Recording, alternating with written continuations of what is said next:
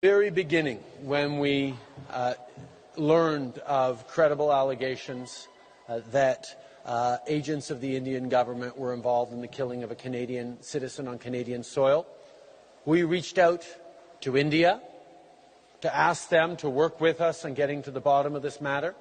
We also reached out to our friends and allies like the United States and others to work on this really serious violation of international law and of sovereignty of a democracy. This is something that we are taking very, very seriously. We will continue to work with all partners as law enforcement and investigative agencies continue to do their work.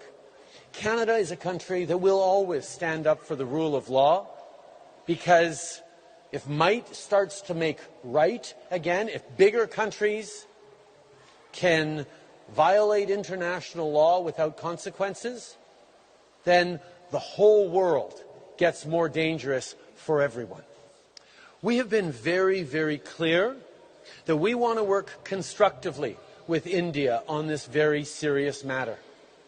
From the very beginning, we shared the real allegations that we are deeply, deeply concerned about, but we have reached out to the Indian government and to partners around the world to get to the bottom of this, to take it seriously. That's why we were so disappointed when India violated the Vienna Convention and arbitrarily revoked the diplomatic immunity of over 40 Canadian diplomats in India. Think about it from our perspective.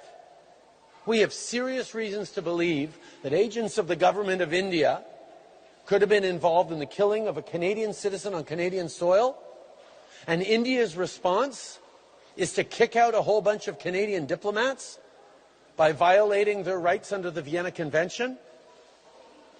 That is of concern to countries around the world, because if a given country can just decide that their diplomats of another country are no longer protected, that makes international relations more dangerous and more serious.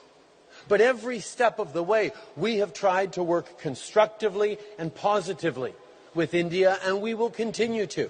And that means continuing to work with Indian government diplomats.